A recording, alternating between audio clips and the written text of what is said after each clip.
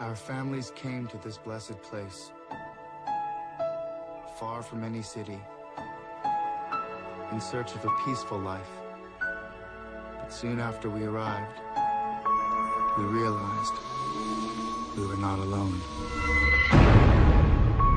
We have always had, since the day we settled here, a gentle understanding with the creatures who live beyond our borders. We do not stray into their woods. They do not come to our village.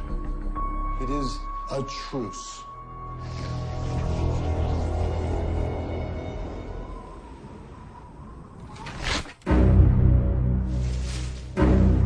There are marks on the door. I feel they were warning us.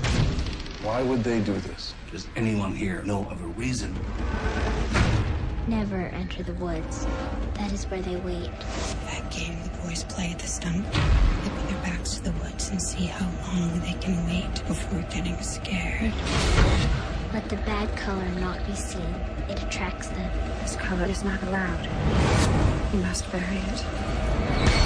Heed the warning bell, for they are coming. I heard their breathing. It was a dreadful sound. Our days of peace are over. This summer, I asked permission to cross into the Forbidden Woods to get help.